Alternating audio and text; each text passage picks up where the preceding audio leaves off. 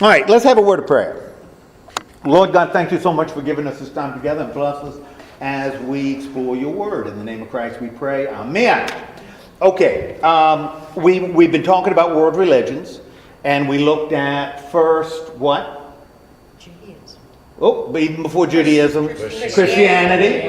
Okay, and in one sentence or less, well, you can't be less than one sentence. Okay, well, what is Christianity? What makes a person, causes a person to be a Christian? Belief in Jesus Christ Okay. as the Messiah. Okay, well As God's Son. okay, divine. Because that becomes really, really important. Because and the reason I had to kind of, a Muslim might not have a big problem with Messiah, Jesus as Messiah. Some Jews might not have a huge problem, although they'd say he didn't fulfill messianic expectations. But Messiah, the Jews saw Messiah as a human being. Muslims would see, a Jewish Messiah as a human being. But a Christian doesn't view Jesus as human being. A Christian views Jesus Christ as divine, as God. And so that becomes sort of the distinction. Also, Christians would say not only is Jesus Christ God, Holy Spirit is God. So because we got this Trinity going. So Christianity, if you believe in God, Father, Son, Holy Spirit, you're probably a Christian. If you don't, you may be fun at parties. You may be humorous. You could crack jokes right and left. People might like you. But you're probably not a Christian. You're not an Orthodox Christian. Now, maybe sometime in the future we'll talk about some groups that see themselves as Christians, but don't believe that. Whether Orthodox Christians see him as Christian is something entirely different. But so we talked about Christianity, talked about Judaism, and in a nutshell, what are we talking about with Judaism? Abraham, descended from Abraham. Okay, Jews are descended from, see themselves as descended of Abraham. Chosen. What else? Chosen people. So God has chosen to work through the Jewish people, to communicate to humanity. Okay. So, can you be a Jew and a Christian? No, not as a Jew, because you got to give up something that Jews believe in order to be a Christian, which is you can't have a human being walking around as God. That you can't have. Period. End of discussion. So you have to give up Judaism to become a Christian. If a Christian becomes a Jew, you got to give up Christianity to be a Jew, because you got to reject Christ. So you got a little issue. Hello, John. Next week, is it 6 or 6:30? 6:30, please. Okay. Yeah, 6:30. No. You were right. I was wrong. I said in the bulletin 6, and it was all on me. I made a mistake.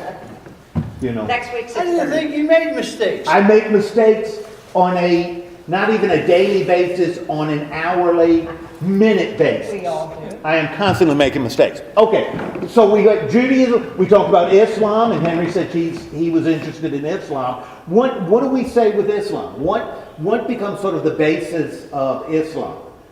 What can you tell me about Islam? Well, it's Muhammad. Okay, Muhammad is the prophet. Right, and it's similar to Christianity, except Muhammad wrote the Quran.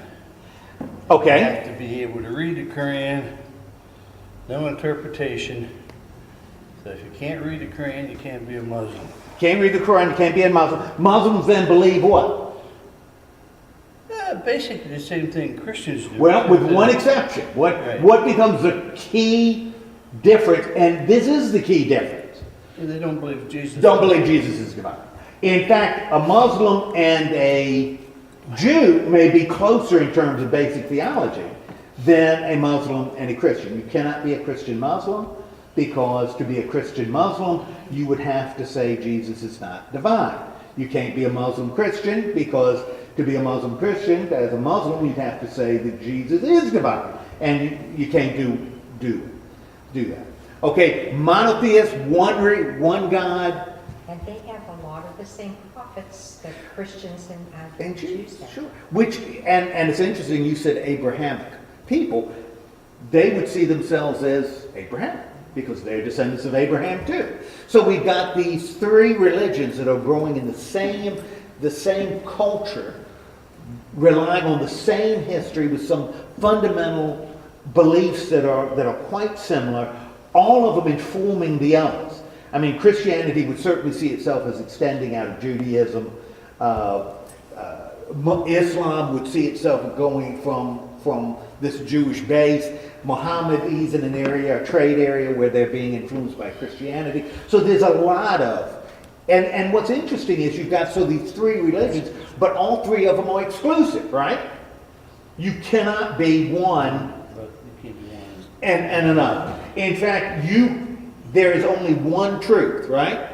And the one truth is Islam, Christianity, Judaism. It's got to be one of the, it's whatever you are. The other folks are The other folks. The other folks are the other folks. Now, doesn't mean that you necessarily have to believe they're damned, they're horrible, they're infidels, they're worth killing, even though all three of them have viewed that in that way in different times in the past, have done that. You don't have to do that, but one of the things that you're going to want to do if you're a Christian, or if you're a Jew, Jew's a little different, but certainly if you're a Muslim, is you're going to look to convert other people to what you believe, because what you believe is right. It's like, you're converting somebody who is wrong to right, or Infidel. partially wrong, at best partially wrong, to what is right, because you hold truth. Now as we go further east, we get into a religion that has a very different view. And we looked at Hinduism, and we talked a little bit about Hindu history, which is actually sort of the history of India. As we looked at Hindu history, what are some of the things, if you remember, and it was back 5 weeks ago, so I'm really expecting Joy to be able to rattle through this stuff, because I know she is really into history. What can we say about the history of India that kind of makes it tells us a lot about the religion that is going to dominate in India? There's not one prophet like Many Jesus prophets. was Okay. ours, and like Muhammad was Islam. They didn't have one specific. Or even like Judaism with Moses, as the lawgiver, that you can almost point in history and say, before this point, whether we have a real people or not is questionable, but this is the time that it all came together. You don't have anything like that in Hinduism. In fact, remember when we looked at Hindu history, we went back further than any of the other ones. Because when we look at Christian history, you kind of go back to Jesus. Muslim history, you go back to the 7th century. Even Jewish history, you go back, maybe 2000 BC, maybe not even that far, but that's where you go. Hindu, though, you're talking about an ancient civilization that's developing in the Indus River Valley. So you're going back to the beginning of civilization, maybe 10,000 years. So much, much older. And this collection of ideas that developed over 10,000 years. Now, what are some of the ideas historically that developed, and how did that affect Indian history? And we've already talked. So, Henry, we've talked about this. This is sort of a review. They believe in reincarnation, and you move up a level. If you're good in this life and accept this one, whatever level you're on, then you might move up a level in the next. And we're going to talk about it tonight. Okay, so you're moving up. What did that historically, just purely historically, how did that influence Indian history? What was the impact of Indian history? Made them docile. Okay, they tend, because part of this idea of reincarnation or coming back, karma, we'll talk about karma. Part of that is to accept the caste you're in. So if I'm a garbage collector, or worse, if I'm untouchable, which is the lowest of the low, part of having a good karma and coming back in a higher caste would be accepting my lot in life. Earthly reality is a wheel. It just goes around and around and around. And if I accept this life, then I may come back higher. If I reject this life, then I could come back lower. So on the top, you may not be docile, because a warrior is certainly not going to be docile. I mean, if that's your caste. But once you knock out that warrior caste or subjugate it, then you end up with a lower. My mistake, I had in the bulletin 6 o'clock. That was my mistake. 100% on me. And I whipped You him. manly needs the elevator key. Okay, the elevator door's open. Oh, so he doesn't need it? He doesn't need it. Okay, beacons So, minutes. thank you. Okay, so he doesn't. That's why I opened it, turned the light on, in fact. Oh, okay. So, okay, good. But if you want to bring him out, yeah, good. You're a fine, upstanding citizen. Okay.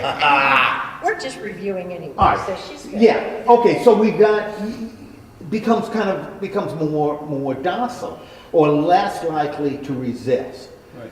You'll also, and we're going to see it tonight with Hindu beliefs, in this collection of beliefs that go back 10,000 years. And we're not even going to see this with Buddhism next week, because that's much more recent than Hindu ideas. 10,000, going back 10,000 years, in these ideas there's an inclusiveness. In other words, it's collected a lot of different ideas. You can be an atheist and a Hindu. You can be a Hindu atheist. That's okay. There's a whole school of Hindu thought that focuses on atheism. There is no supreme being. But that doesn't change the fact that you are following some fundamental Hindu ideas.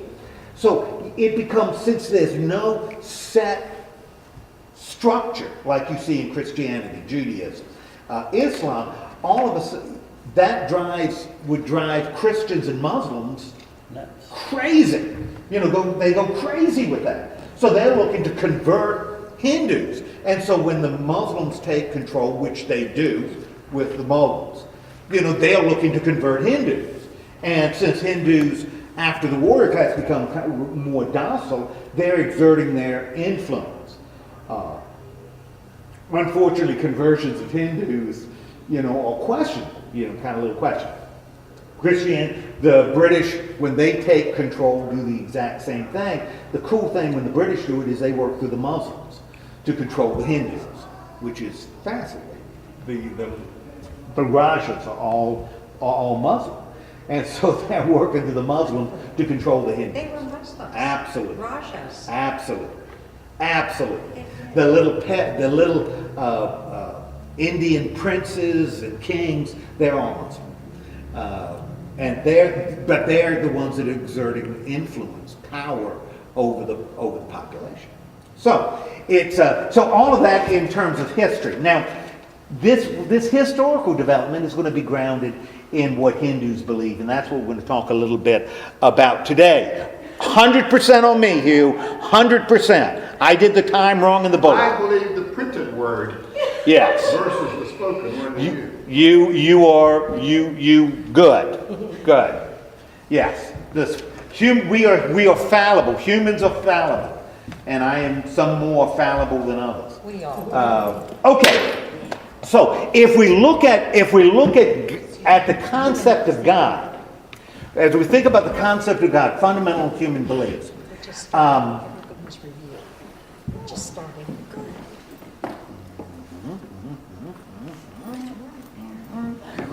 Let's turn this page over. That might be helpful. Yeah. All right, because I was looking at something and I should have seen something else. The concept of God. Now, when we look at Christianity, what is or Judaism or Islam, what is the concept of God? What is God? Okay, God, we can say there is one God. Let's push it a little further. What about that one God or this triune God? Tell me more. Well, he's the creator of the universe. Okay, he's creator of the universe. He's the creator of the universe. Tell me more. We have to worship him. Okay, you need to worship this one true God, right? Accept his Supreme being knows all. Okay, supreme. Now, see. Sees all. Yeah. Okay, That's seeing parts. now you're doing something very kind of interesting here. As you're defining God, What images are you using to define God? Human. What? Human. Human images, exactly. Even to the point where you say, he. You know, hey. What you're doing is you're using human images to define God, right? Which you'd say, well, duh, we have to because That's all we know. that's all we know. We're human. And when you look at Scripture, the divine book for Christians, tends to define God in ways that human beings can grasp, right? Did you read the shack? I'm changing the, Sure. the triune was 3 and it was a woman and like that. Well, Black. the thing with the shack, but again, that's good Christian. That's what Christians tend to do. How do I understand the Father? Well, I make the Father human. Only I'm going to put a spin on it. We'll make it a woman. And the Son is going to be a young man, and the Spirit's always a little tricky. When you read the book, The Shack, it's a little tricky how they define. I can only see a fast. Okay. A ball cap. Okay. Go on. All right. But that's how we define God. That's not the way Hindus kind of get their head around the nature of God. If we're not going to define God in very human terms, with very human qualities, what would be another possibility of defining God? How might we describe God in a different way? Oh, they can Doesn't have use form. about anything. Okay, Cattle. so you could define God in Oh, it's Ricky. We know where you are. yes, that's We're hiding. oh good.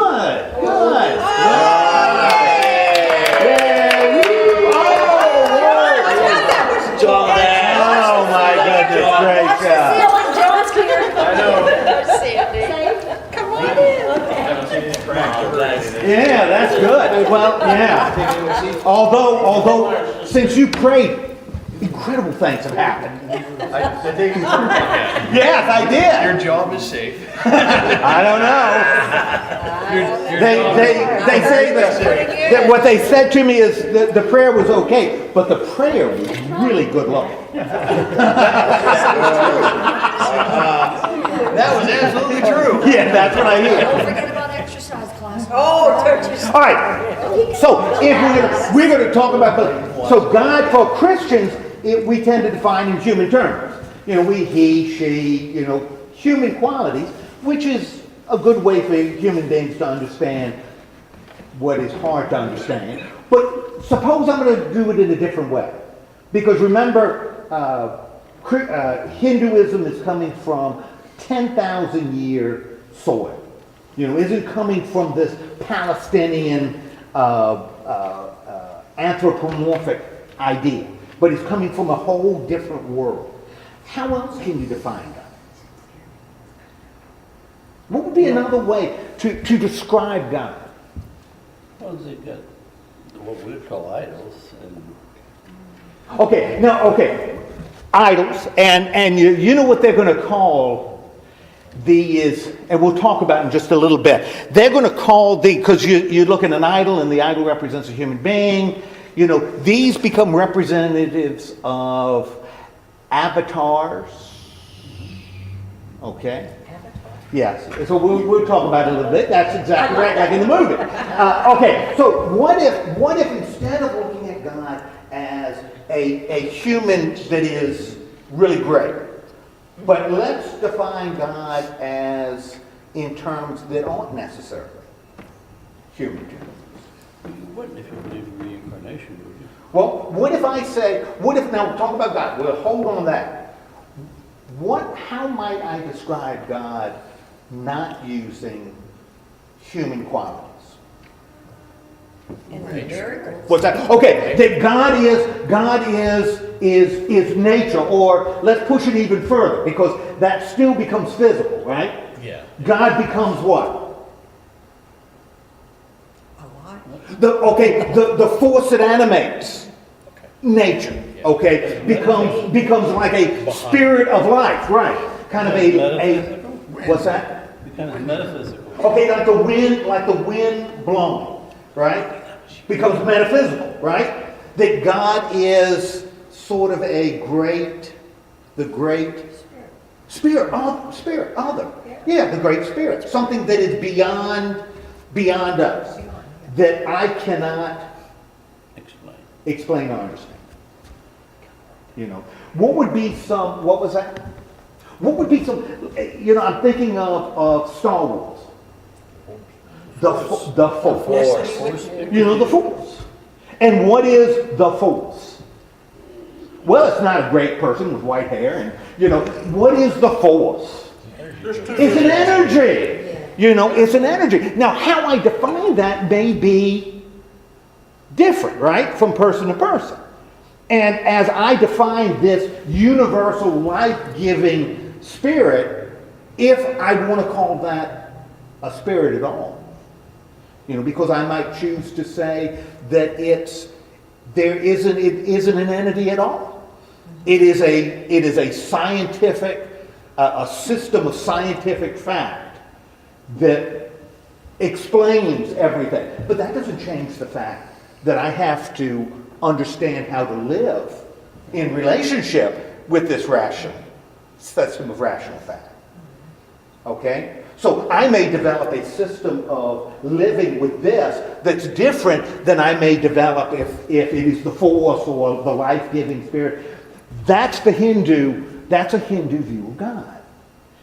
That's developed, like I said, 10,000 years. At the same time, in Palestine, something different is developed.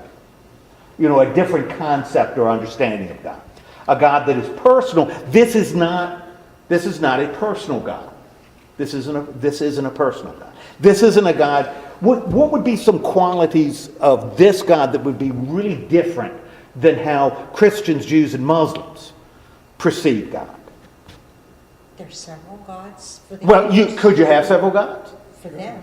You could have, or at least we'll talk about manifestations of God, or indications of God, signs of God.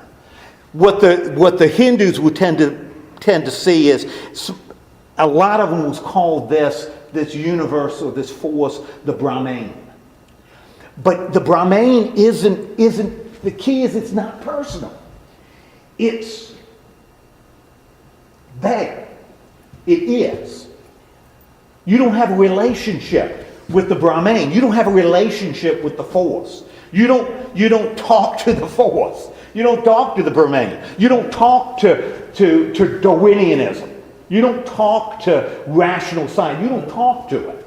It is. That's because you've accepted your lot in life, because of reincarnation. Well, come back. Okay, yeah, but hold on that, because it all starts with this conception of God. Right. That this God is. Shrines? What's that? Don't they have shrines? Okay, now hold that. Because that's going to flow from this conception of God. So, do you get that?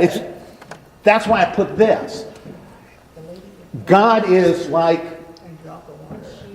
well, not God is like a drop of water. We are like a drop of water. You are a drop of water in a great ocean. That's what some Hindus believe. Some Hindus believe that you are part of the ocean. Some Hindus believe you want to be united with part of the ocean. Both are acceptable schools of Hindu thought. It is a radically different view of God than the personal God that Muslims, Jews, and Christians talk about. How do they pray? Who do they pray to? Okay, excellent question.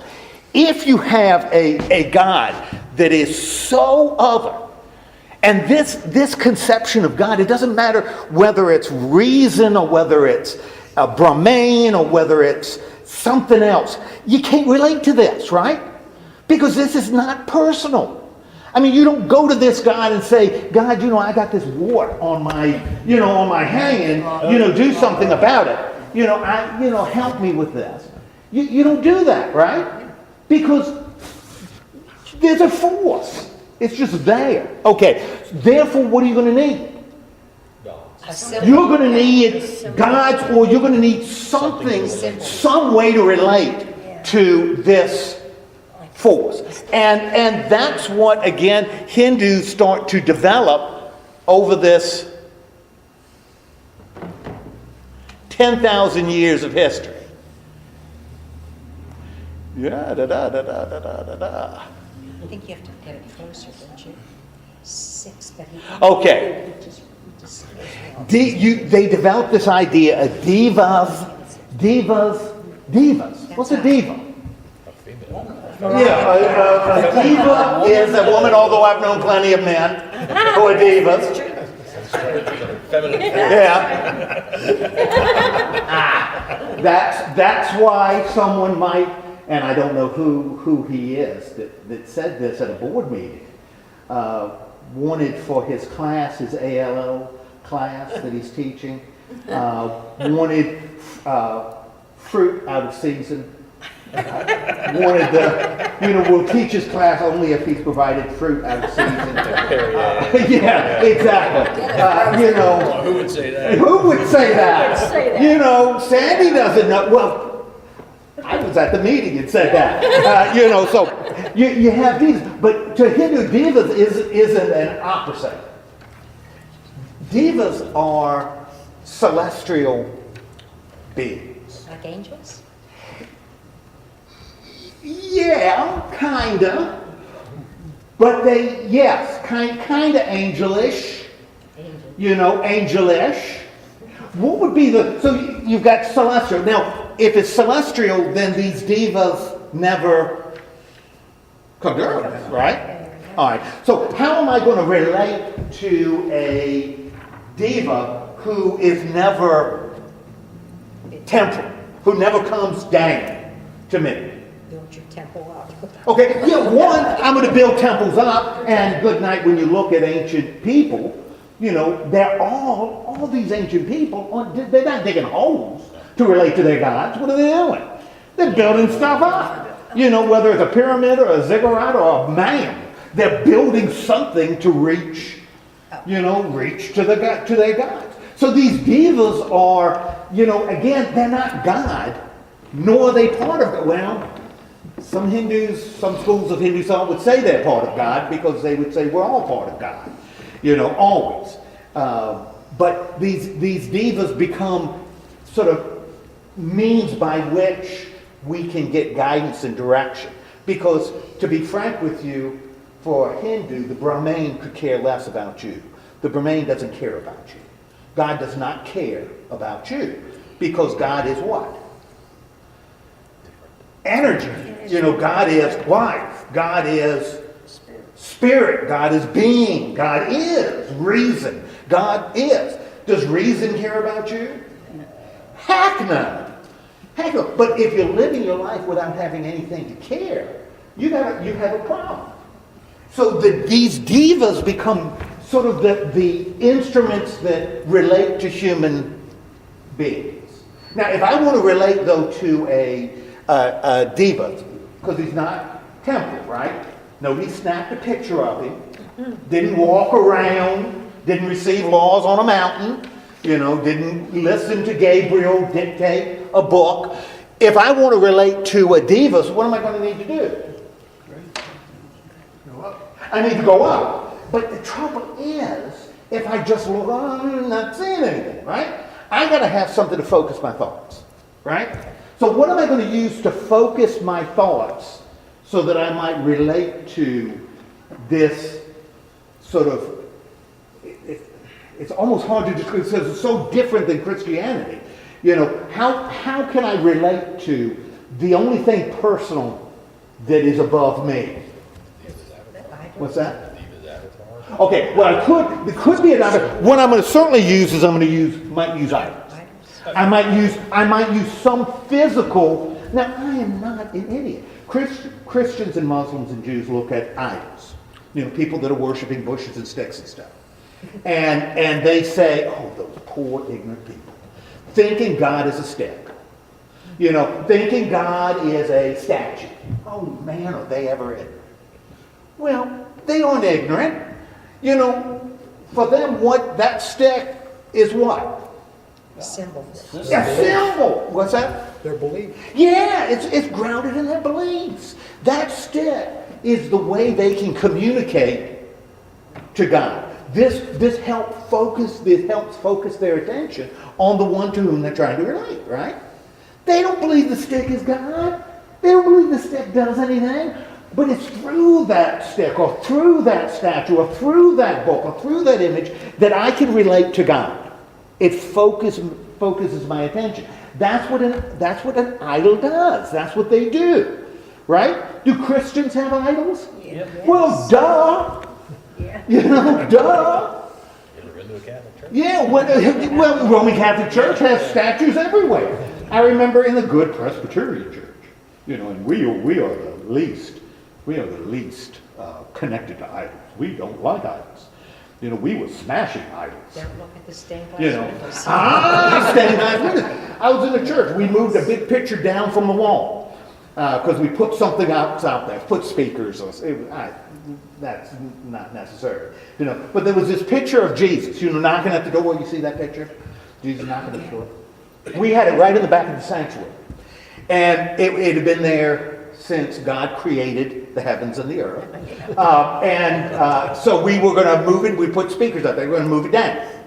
And when we got it down, we found out it wasn't very expensive. It wasn't like a work of art. I mean, it was on cardboard, printed on cardboard. And it didn't quite, the frame, it didn't meet the frame. There were spaces around. So, I mean, but I don't want to, it meant a lot to the church. And we were talking about it, and I was a young minister and pretty ignorant. We were going to move it down and try to figure out where we're going to put it. Where do you put this big picture? And I suggested, we were talking about it. I suggested in the fellowship hall, picture of Jesus, fellowship hall. Woman said in the church, on the session, said, what we need to do is put it down below in the sanctuary. Because in this church, you came in through the side, and then the church was here. So the entrance was the side, and the front of the church was there. And so when you came in, you saw a wall. There was a wall. And she said, well, put it right there. Because when people see it, they come in, they'll see it, and they'll get quiet because they know they're in the presence of God. What is an idol? Something to tell you that you're in the presence of God. That's what the picture was. That for her, that's what the picture meant. Now, was she wrong? I don't know. It doesn't matter to me now. It did then, because it violated Reformed theology. But it doesn't matter. If that's what she felt comfort in, you know, kiss an icon. You know, that's fine. You know, make sure the person before you doesn't have a runny nose, but go ahead, do it. You know, have a good time with it. All right. So you have these devas that you can relate to through idols, and they can give you guidance and direction in life because God does not care. Brahman does not care about you, but the devas do. And when the devas come down to earth to help you in a physical way, they become avatars. They become avatars. So, you know, if your village is in big trouble, or you tell the story about when Shiva came down, you know, as a warrior and wiped out your enemy. Wiped out your enemy. Now, this was not, now, sounds a little like, the avatar sounds like what? God's intervening. What does it sound like? Sounds a little like Mortal Kombat, yeah. Sounds a little bit like Jesus. You know, because that's what an avatar is. It is a God, but not according to Christianity. Because these avatars appear to be human, but they aren't. You know, they're devas that have taken on human form to do some kind of work. And so you get these 10,000 years, you get these stories of these heroes that come and save the people, which become really important. When would those stories become important to the people? When you Yeah, we need some. Yeah. You know, when things are really bad now because the British are dumping on us, or the Muslims, the Moguls, the Rajas are dumping on us, you know, and things are getting bad. And you come to me and say, Ed, what are we going to do? We're dumping. And I say, well, listen, Sam, way back when people were in similar situations, and the God block came down and saved the people. So what do you need to do? Believe it. You need to have hope. Yeah. Because it could happen again if you have hope. Okay, so this conception, but these are devas that are coming down. This isn't the Brahman taking on human form, because again, say it over and over again, God doesn't care about you. Just doesn't, you know. Ed, Yes. is a diva and avatars the same? You said the divas stay in heaven and the avatars come down? Or what? When this is not God. See, it gets really kind of, because we think of God as so almost, although we talk about God as being infinite, Christians, we kind of use limiting language to describe God. A Hindu, well, Christians tend to use limiting language to define God. Little bit. I mean, as soon as you say he, you're limiting. Oh, okay. Okay. So Hindus have this very different view, and it doesn't matter what school it is. It's a broad, this incredibly broad view. So these devas, these divinities, not God, that might come and help. Because being isn't just human God. You can or you might not have any. There are schools of Hinduism that don't recognize devas or avatars. You know, there are schools of Hinduism that don't recognize God. They're atheists. You could be an atheist Hindu, but you're still relating to something, whether it's reason or whether it's history or whether it's inevitability. You are still relating to something greater than you are that is totally impersonal. So it doesn't have to be a God. It can be anything. You see what I'm saying? Is it nature? It could. It doesn't have to be. Yeah, okay. It could be, but it doesn't have to be. It is that which is above us. And a good Hindu, and it doesn't matter what, and this is where we'll see a little bit later, where the idea of conversion is completely foreign to a Hindu. Completely foreign to Hindu. Because if John is sitting there saying that he is relating to or grasping or growing because of reason. Reason is challenging him to become greater. And he sees himself at a time becoming part of the state of reason. And I say, no. We all carry the divine Brahman within ourselves. And so the goal of life through moral perfection is to join the Brahman. We have radically different ideas about God.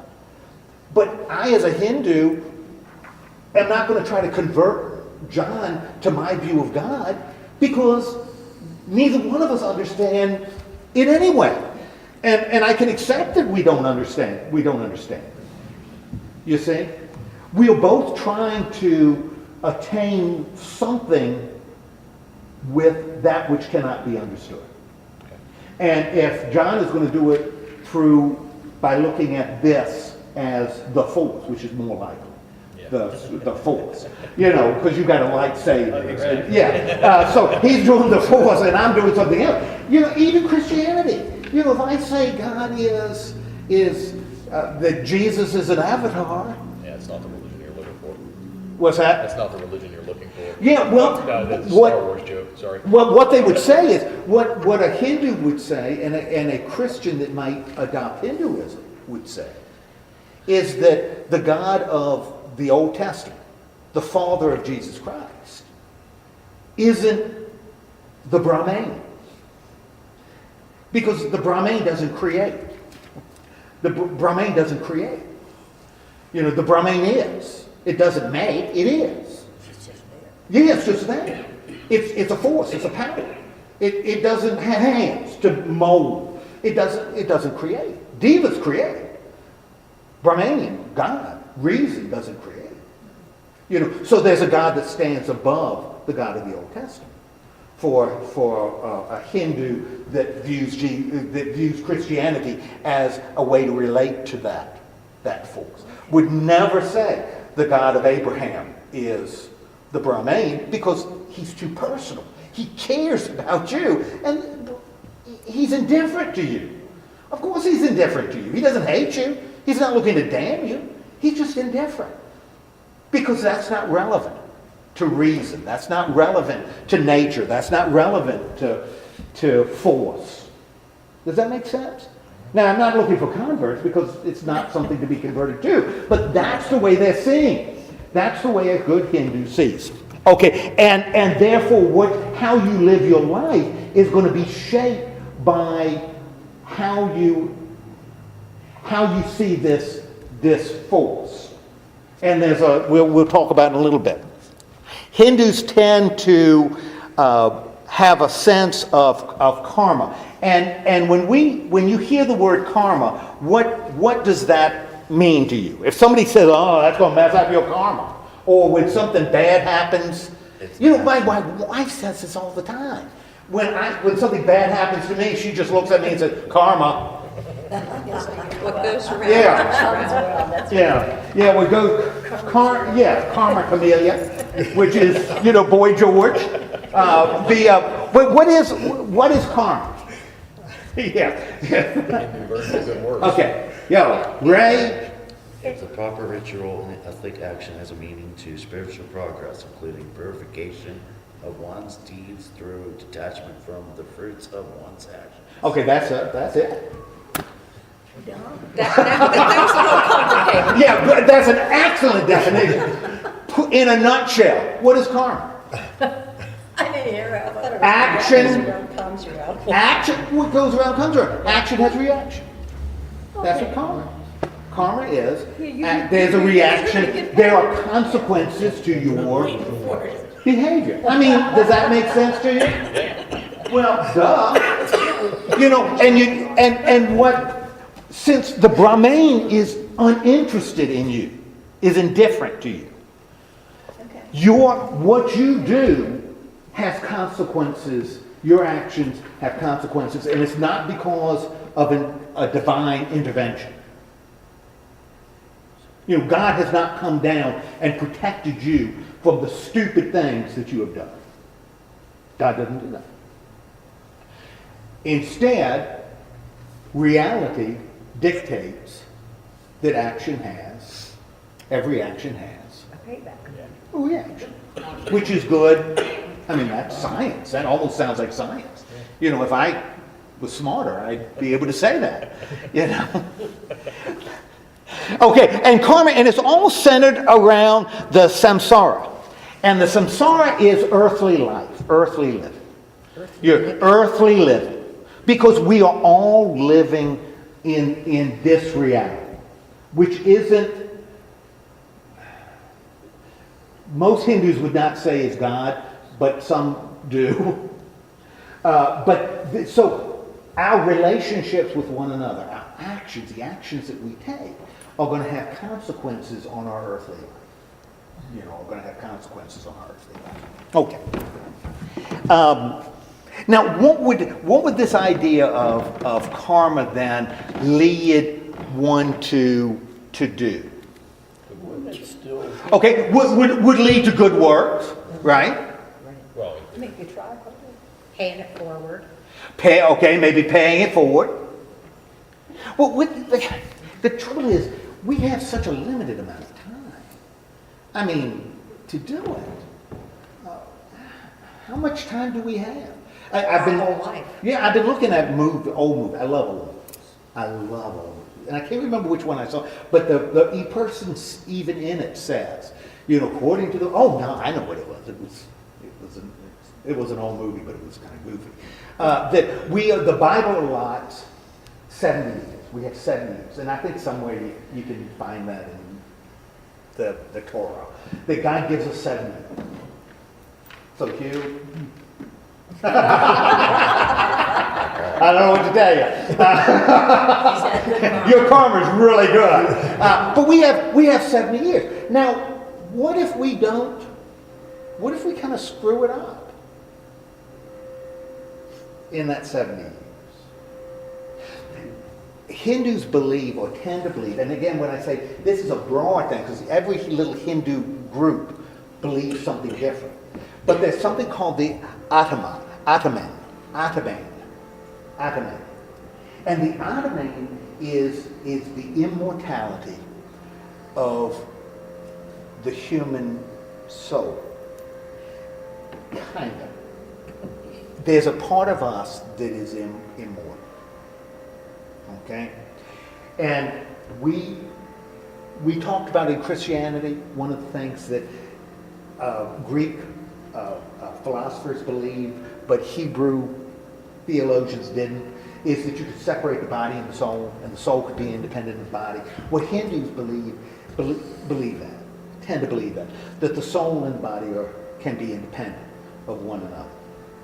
And that the soul, the Atman, is the immortality of the person. Now, I have been given this body for 70 years. Look what I've done to it.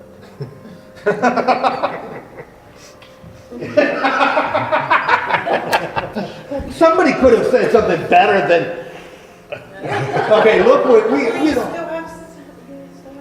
I still have 10 years. I could make Jory, I got plenty of time. I got plenty of time. I'll wait. I'll wait. All right, but what if, is immortal, but this body's going to die, then what? My soul is going to continue, and it's the soul that I'm working. And so this idea of human life it's not a life. Christians, Muslims, Jews believe in a life.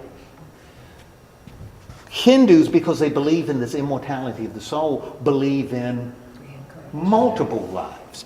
And that's why the good Hindu symbol is a wheel. The symbol, and if you look at the Indian flag, what's in the middle of the Indian flag? It's a wheel. It's a wheel. The middle of the Indian flag. Because it just continues. It goes on and on and on. So you're repeating this cycle. Now, reincarnation. You'll come back. Now, if I can believe, except that only if I believe in the immortality of the soul. If I don't believe in this, that the soul is immortal, or that the soul can inhabit other physical beings or whatever, then I can't accept that. But as soon as I say the soul is immortal, therefore it can go anywhere. Anyway. And so it's this, and as we're living this human life, in our life, the karma, it affects what's going to happen in the life to come. Therefore, if my karma becomes good in this life, it doesn't mean that I die and go to heaven. Because there's no heaven to go to. Come back to something better. But you may come back. Your next life may be better. Is it always human? May be better. What's that? Is it always human? No. You could come back as a slug. Nice. You Chris, would come back as a slug. And I'll tell you, there are times when I look at my daughter, and I think that is exactly what she's come back as, a slug. Because she is under that blanket. Well, that's neither here nor there. She would have to come back as an iPhone or something like that. So what we're focused on, and see, this is what we're talking about. We're talking about doing good deeds during our life to improve our life here, so as the wheel turns, that our lives, future lives, change. This immortal soul ends up changing. Okay. Now, there are, though, that's our earthly life, the quality of our earthly life, the reaction. What is the goal of then my earthly life, my samsara? What becomes the goal? What am I looking for in this earthly life? Hugh, what are you looking for in this earthly life? You probably to do the best I can so that when I come back, You won't come back as slow. As like me. Yeah. Or as Chris. Okay, so so how are you going to do that? by helping others. Okay, so you're going to do it by benevolence, because that becomes the goal. Anybody what if I say that it's not being benevolent, what I'm seeking is not benevolence to others? What if what I'm seeking, I say, what I'm seeking is intellectual growth? That I am going, now in a sense I'm helping others, but I am going to become as knowledgeable as I possibly can. And by being knowledgeable as I possibly can, I am certainly passing that knowledge on to others, right? Because I'm using that knowledge in a good way. Therefore my karma is going to be good. Okay, so, but that's the way I'm going to do it. But it's a different path. As long as that knowledge that you're passing is good. Okay, that's right. Because if that knowledge is bad, even though I may not know it,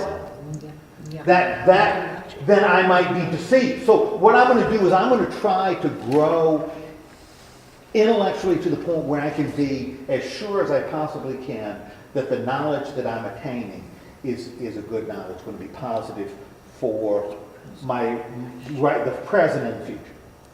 Okay, but that's what I'm going to do. And is there a difference between this wonderful lady doing good deeds for the young boy and the old Yes. man, and her doing it because she wants to move up? Absolutely. I mean, doesn't it have to Absolutely. be freely given, not up to benefit you, it has to benefit others? Well, you know, that may be a distinction without a difference. If I were a good Hindu, it may be that the act itself, again, depends on which Hindu school of thought I'm in. The act itself is a positive good. Right. There might be other schools that would say no. If you're doing it for selfish reasons, then the act itself isn't good in and of itself. The motivation has to be good. So it depends on what, because this is we're talking about a real fluid system. And if I am a good Hindu, I'm not going to turn to you and say, well, you're wrong. You got to do motivation. It's all about motivation. I'm not going to do that. Because if your life is improving because you've chosen to do good deeds in a way that to help yourself, your life is becoming better and the life of people around you are becoming better. I don't have the right to determine whether what you're doing is incorrect. Well, that's like if your goal is to become more intellectual, you become a doctor or whatever, and it all goes together. No matter what your primary goal is, whether it's helping people or, like the pictures were, or becoming more knowledgeable. Absolutely. Well, and this is what there are different objectives, different paths. In other words, you can follow a life that seeks greater and greater righteousness. If that's what I'm following, then my motivation does become crucial. So I'm improving my karma by seeking out this righteousness, by living as right. But that's for Hindus, that's not the only path. Because you can also, and this seems, you could seek out livelihood. And we're talking about livelihood, we're talking about what? Well, you can be successful. That can be your goal, your path of life. Now again, you're using it in a way that is benefiting others, but if my goal is to become successful in order to benefit others, then that becomes the path I pursue. Now, if I'm looking for righteousness, I'm going to do different things than if I'm looking for success. Earthly, temporal, wealth, success. Now, for us, we've all sought wealth and we've all attained it here, right? So we're united in all being wealthy. Some more than others. Yeah, some more than others. But even that's not all. Because it can be sensual pleasure. There's one of us here that's seeking that out, I happen to know. I'm not going to embarrass you by identifying it, but you know who I'm talking about. You know exactly who I'm talking about. It's seeking sensual pleasure as their goal in life. Look at everybody hiding their face. Kama Sutra. I'm not. Oh, no, you're smiling. In fact, John, when I said that, you went like this. Yeah, I did. and for the record, I'm a former Hindu. Yeah, if this is my goal, I'm coming back as a plus. Yeah. Yeah. Daggone it, I'm following righteousness. Okay. This whole Hindu thing ain't working out for me. Yeah. Or liberation. If being free from what binds me is my goal, becomes the path by which I'm going to attain a better karma, therefore improve my future life. These are all paths that can be followed. And what's really important is that I'm not there saying I'm a righteous guy, therefore everybody has to follow that. Because you've got to follow what? Your own path. You're following your own path. And nor am I going to say, well, God wants us all to be righteous. Because the reality is, God don't care. God don't care. God don't care. Okay? In this religion. In this religion. In Hinduism. God doesn't care because remember, you can define God as anything. The devas might care, though, right? The devas might care. But you're relating to devas that will help you attain this path. Okay. Will the devas also punish you through karma? Oh, absolutely. Okay. Oh, absolutely. But the devas aren't God. No, exactly. Yeah, they don't control destiny. They're not. Yeah. Right. But absolutely. And so you're going to relate to devas and look to avatars that help you with attaining what you see as the path. Now, what we're going to see next week when we start looking at Buddhism is we're going to start looking, you could almost see Buddhism as a form of Hinduism, as one of those paths in Hinduism. Okay? But a Buddhist doesn't see themselves as a path, one of the paths. They see themselves as the path. So a Buddhist would not be comfortable saying that living for sensuality is valid, or living for success, livelihood, is a valid way to live your life. A Buddhist would say, well, you could do it, but understand you're going to be miserable. You're going to be absolutely miserable doing it. This is the path of unhappiness. The Hindu is giving you, this is going to give you unhappiness. Okay, we'll talk about it more next week. Who's What's the the blue difference? diva? What's the difference between the Hindu? There is that one Shiva? that wears the turban. That's like half man, half Doesn't. woman? Shiva? The one who, Shiva becomes one of the devas. Well, is that what the blue one is? No, this is a sort of a king. Okay. Yeah. What has this person done? What would be his goal? Sensual pleasure. Probably sensual pleasure or livelihood. Yeah. I mean that becomes and that's fine. That's fine because everybody around him is happy. But why is he blue? He would be. Because he's. What did she say? He would be. Yeah, well, I'll tell you, if he has multiple wives, I can guarantee you he's blue. One is plenty. Yeah. All right. So anyway, You didn't answer my question. so yeah, I'm sorry. What's your question? Well, some wear a turban, some don't. Oh, the people who are wearing turban, they are not Hindu. They are Sikhs. Sikhs, They are Sikhs. Sikhs and Sunnis. And Sikhs. There was a man. Some of you may have heard the name Alexander Campbell. Have you ever heard of Alexander Campbell? He was the founder of First There Christian you go. Church. Yeah, First Christian Church. Well, From yeah. Presbyterian. Alexander Campbell was a person who believed that Christianity needed to be one. You know, he's looking at Christianity, and Christianity's a mess, right? You got all these little Christian groups running around. That's wrong. What we need to do is we need to chuck out all this stuff and go back to basics, right? Back to basics, and that's what Alexander Campbell did. We're going to go back to basics, and this is going to be the thing that unites all Christians, because all Christians are going to look and say, yes, he's going back to basics. That's what we want to, right? And so that's what he did.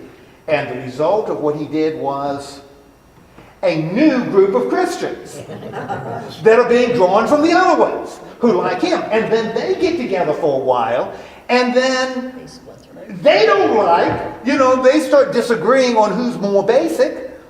And you have divisions in Alexander Campbell. The disciples of Christ. But then, go back to basics. In the New Testament, one thing you never hear mentioned is musical instruments.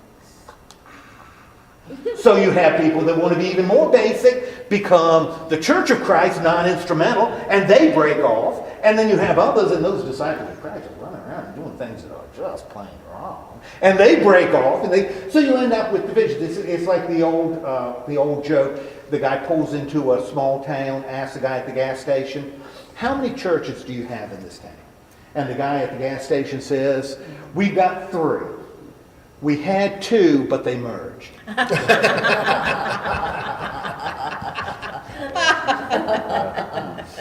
Okay. So, second No, Sikhs. What the Sikhs sought to do, and you can't say that fast. What they are looking to bring. There are some groups, Sikhs one, Jainism or another, that are looking to be a place where people that worship a lot of different, have a lot of different religions can come together. So you can enter us and be comfortable, because we will accept all different ideas. Well, as soon as you got a group that say, we will accept different ideas, the reaction of those that hold different ideas is, man, they are really wrong, and we got to stomp them out. So it's, Is that part of Hinduism, or is that on its own? it really is on its own. It's really on its own. Basis in India? It developed in the area between, the Islamic dominated areas and Hindu dominated areas. And Hindus and Muslims have fought one another forever. Muslims have been dumping on Hindus forever. You think Muslims and Jews don't get... Muslims and Hindus, they don't like each other at all. They are always... And so the Sikhs are trying to provide a place where we can communicate with one another. Okay. And of course, then both Hindus and Muslims don't like Sikhs. So they're not bad. Sikhs? Yeah. Well, none of them are bad. It's just all of them can be put to bad, can do bad things. Yeah. They all do bad things. So Hindus, ones that have the red dots, right? Right. Okay, so one of the ways we can improve our karma is through yoga. And what is yoga? Meditation. Okay, yoga is meditation. It also involves an incredible desire to get picnic baskets. And they get picnic baskets. Yoga was in Star Yeah. Wars. So yoga, and again, but what's that? I heard somebody say yoga was in Star Wars. Yeah. This John It's- said that. It's also, if you get the high quality stuff, you got to mix the fruit in with the rest. Which one also was in Star Wars. No, that's not. That's Spaceball. Yes. Okay. A great sequel. Yeah. All right. So yoga, but there's even in yoga, how do I improve? Depends on the path of life I'm following. How do I improve my life, my karma? Well, I can do it through love and devotion, so I'm going to find a yoga teacher that will help me do that. I'm going to, for right action, contributing to the needs of others. Meditation and wisdom, all the ways you can improve your life. Okay, but they're going to be different instructors that'll help you do that. Okay, in Hinduism. All right. And at the end of your meditation or wisdom or right action or devotion, you look like this. So this becomes the goal of the life you want to live. And I'm telling you, outside of the beard, I'm getting real close. I am getting real close. Pretty liberal. Yes. You can fold your legs like that. What's I that? want to see if you can fold your legs like that. I can do it. Oh, okay. I can do it. I can't get back. this somebody's going to have to carry me like this forever. But Got such a Charlie horse. yeah, I can do that one time. One time. Yeah, one time. All right, rituals. There's a lot of rituals in Hinduism. I don't know. Whatever. Festivals. Have fun. Pilgrimages. A lot of times, because it's all there's not one set. See, that's what makes Hinduism kind of challenging. Because you say with Christians, what's a festival? Christian festival. Christmas. Easter, yeah, 4th of July. Good Christian celebration. But in Christianity, there's a set of things. Islam, Judaism, there are a set of festivals that you can put on the calendar. Hinduism, it depends on what you're looking for. So every school, if you want to think of school as like denomination, they all have their own set. Because all the festivals are intended to help you attain whatever path you're seeking. So it's not like all Hindus are going to take, get a day off of school. School's closed because they're having Hindu Easter. They don't do that. So you have the key to all these things, though, is to help you attain this life that you're seeking to live and to improve your karma. Now, and even with I used to say that the goal of the Hindu life is to join the Brahman, become part of that. But that's not even the goal of all Hindus. Because some Hindus believe that we are all part of it anyway. So it's not a matter of joining, ever. Some Hindus don't believe the wheel never stops turning. It's a dynamic and inclusive group. Okay. Life spirit, vegetarianism. When we think of Hindus, what comes to mind? Yeah, Gandhi. And what did Gandhi preach? Peace, Okay. nonviolence. Ahimsa is nonviolence. Now, why would Hindus in particular not be violent? Well, that's part of their culture. Well, it's part of their culture.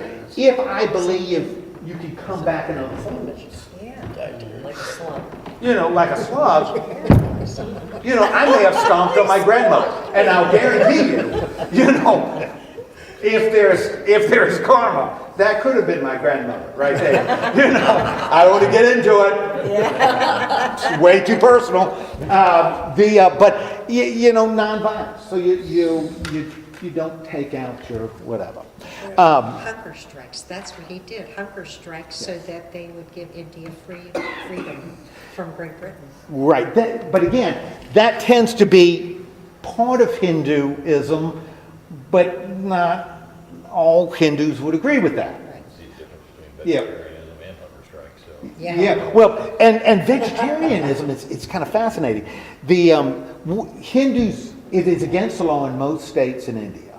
It is against the law to slaughter cattle. Sacred cow.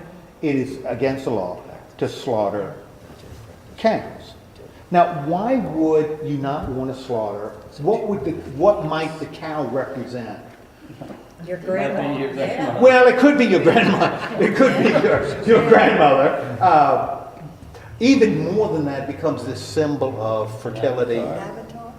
Well, it becomes a symbol of fertility, and you know the sort of this mother image. Total You know. bad karma to kill Aren't something. there a lot of Yeah, cows around? exactly. Do they milk them? Oh, absolutely. But they don't eat them. They don't. milk They don't them. eat. Okay. In fact, it's against the law in most Yeah. Indian states. You know, to slaughter Are cattle. they domesticated? What's that? Are the cows domesticated like dogs and cats? Well, They run the- through the- the place. they tried. The trouble was, when the cow would come and jump on you, you know, you get home and they get real excited and they jump on you. You know, too many Hindus were dying underneath these cows. You know, so they said, maybe that's not a great idea. You know, maybe. You know, and, you know, they run up to you and gore you. You know, and it was just a lot of blood. You know. Had to empty the litter box way. Yeah, yeah. Oh, Lord have mercy. You know, they were living in this. You were living in this tiny room, and the rest of the house was a litter box. It was bad. Yeah. But they did like to chase little balls around. You know, didn't want to kill them or whatever, because it might be somebody else or something. But how about the wheat that they use? Well, The wild flowers. It's That's what flowers of the field, Right, yeah. kill the wild flowers, Well. or step on them or something. Uh-oh. good point. I don't know. But they may be. I don't know. They draw a distinction between maybe Well, it's almost animal anything. life. Yeah. You know, if anything could be an object of reincarnation, Could be a plant, a you tree. got a mosquito on the side of your head. Yeah. Whack. Well, that's- Uh-oh. Yeah, Yeah, sorry. that could be Uncle Joe. Because he was a bloodsucker too. You know?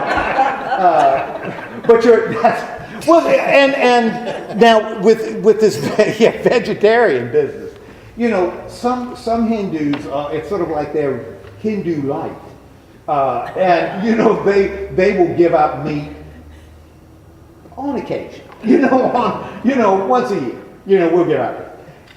And others, follow this kind of a radical vegetarian diet. So, and again, it's not my job to tell John. I mean, look at John. We know about his karma. I mean, geez Louise, it's not my business. When he comes back. It's a slow. Well, no, I'll give him a home. Yeah, I'll tell you, Coco Chanel. Coco Chanel was like this. I don't know, maybe a minister. I'm hoping to come back as Coco Chanel. That becomes a goal in my life. Okay, so. And all of the goal is all of this is to make your life a little better. How would you imagine Hindus approaching other religions? Doesn't matter. I don't think Kindness. they. Yeah, man, they really are. The idea of conversion is really foreign to Hindus. And by the way, I gave you an example of a Hindu, a traditional Hindu. Yeah, what? Julia Roberts. Julia Roberts is a Hindu. Have you ever seen a picture of Julia Roberts eating a hamburger? No. There you go. And she's skinny too. Yeah, Julia Roberts is a Hindu. Gained weight now. Has she? Yeah. What did you say? She said she's skinny, and I said she's gained weight. Oh, she's gained weight. Now Her she looks karma's more normal. changing. Yeah, looks more normal. As you look at Hinduism as a belief system of beliefs, what would be some? And again, we're coming from a very Western, and even whether we're Christian or not, we're Western. And Western, we share certain ideas. what would you say, how would you describe Hinduism? How would you describe it? Well, with her, it would be livelihood. I mean, she makes big bucks. Okay. What do you think is important, would be important? Why would she become, because clearly she converted, to Hinduism. Kind of, you can probably use a bad word. She decided to become a Hindu. Why? What in Hinduism would cause her, Richard Gere, to become a Hindu? It seems kind of like an encompassing. Okay, becomes an encompassing. Accepting and encompassing. Okay. That's what I'm referring Well, to. it would relieve stress and psychosis, The I think. meditation. Okay. Because you don't put so much emphasis on, So, you don't, You set your goal and you decide what you want to do. You want to be a nice, kind person. You can join them. Okay. I think it relieves psychosis. So it might relieve some stress on you. Yeah, you're accepting what you are. Certainly, yes. Well, are you accepting what you are?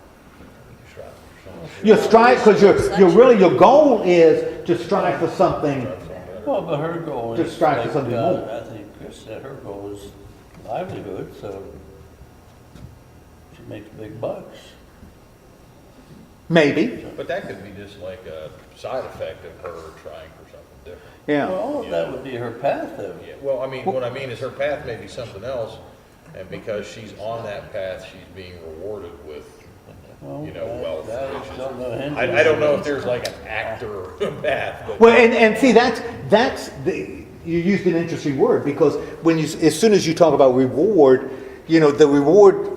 The reward As doesn't come in Hindus, life. it would be a very temporal, very secular reward. Yeah, you're not looking for a reward in this life. You're looking on your path. You're looking to make yourself better for the next life. Could a Christian also be a Hindu? Sure. No. Why? Okay, I got no's, I got yeses. John, why did you say yes? Can a Christian be a Hindu? Because they don't reject Christ. They're Nope. just a temporal thing, and I think most Christians are temporal anyway. So you could have. And we believe in Christ. Yeah. Well, they don't not believe in Christ. Yeah, well, I don't know, they look at things, it's an abstract. But Okay. it's not, you don't have to believe that way to be a Hindu. If you want to believe that way to be a Hindu. Avatars and the Devas, those are false gods, aren't they, in That's in our religion. our religion? So that would eliminate you from being The actual tenets a Christian seem to and be. Right. Well, That's how I feel about it. Okay. Well, the living of it seems right on line. Tell- yeah. Okay, so you're drawing a distinction Yeah, I guess. here. You're a distinction theology versus The actual practice. Well, they don't Practice. have a theology in our, like we understand. well Theology. a radically different view because Yeah, their but it's theology not- is going to be theology. You know what theology is? Just make sure we're on the same page. Theology, two Greek words. study of God. Theos, And which in Greek means study. God. Theos means God. L-O-G-Y, logos, study a word. So theology, study of God. So is Christian theology similar, at least in terms of structures, to Judaism, Islam, Christianity? Very similar. There's three, yeah. And it's not a surprise because they're all coming out of what? Same place. They're coming out of the Middle East. Okay, so it's not a shocker that we've got a lot of similarities between them. We're talking about something that's coming from a different place. How would you describe Hindu theology? Because Hindus view It's God. everywhere. It's a force. It's a Okay. It's a thing. I mean, it's there. So it's not a study. You need to study it. What would be the key difference between Christian theology and Hindu theology? You said they have a Personal relationship. Okay, they don't believe in the Trinity, although a Hindu might say, you know, if believing in Jesus, if believing in Jesus enables you to improve your karma by following the path you've chosen to live, believe in Jesus. Believe in Jesus. That's okay with me. I used to tell my kids when I was teaching school, because religion was part of the curriculum in Virginia, you know, and this was, you know, 15 years ago, so it's not like, you know, 40 years ago. You know, I had to teach religion, including Christianity. That was part of what we taught. We taught Hinduism. And I said, we'd tell them, because in Buckingham County, Virginia, whew, I remember it. Buckingham County, Virginia, central Virginia. We were in the middle of nowhere. Right in the center of Virginia, but there was nothing there. Buckingham County. I used to tell my kids, when you're going to have a missionary come to your church, and in Buckingham County, Virginia, we had more churches than any county per capita in the state. If you went an intersection where you have four corners, you would have 3 churches, all of them Baptists, all 3 of them Baptists. But that's what you had in Buckingham County. You're going to have a missionary come to your church.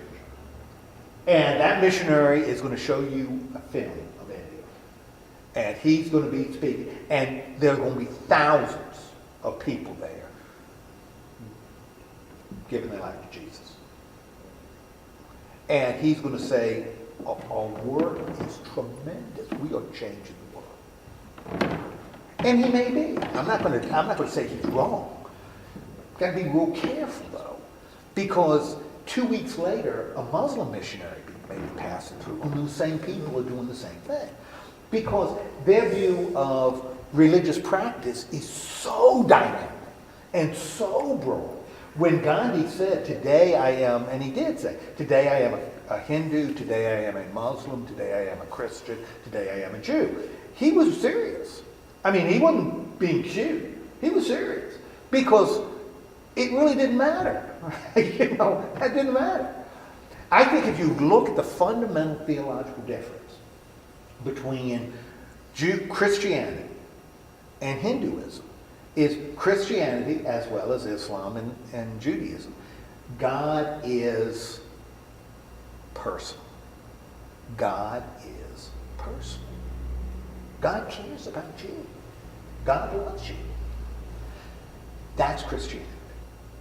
The creator of the universe cares about the atoms that make up your body.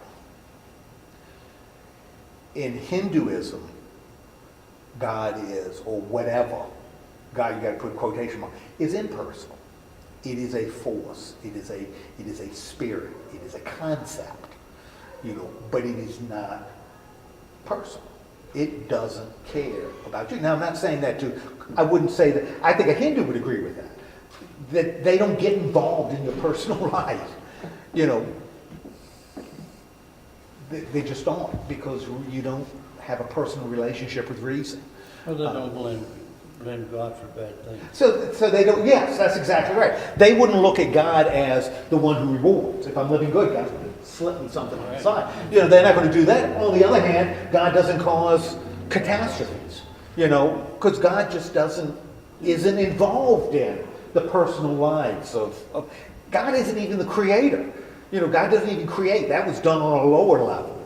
You know, God is, you know, and that's, you know, that's how they view God. You know, so God is not involved in creation. But that's not a different idea. Most of Greek philosophy, God isn't involved in creation. You know, God didn't create. That was a lesser deity. But the God did not dirty his hands with anything physical. There's not that much difference between that and Christianity, because I think you don't believe that God creates or God causes bad things, being a Christian. Yeah. You don't believe that.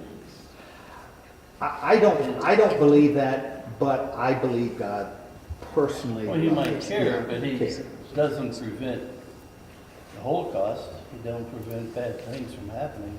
bad things happen. Bad things happen. So, yeah. So how did they believe we all came about? How did the Hindus believe we are here? Why are we here? Well, it depends on, the school of thought. Most Hindus would say, we've always been here. There had to be a number one. No, Hindus would say no. Debbie,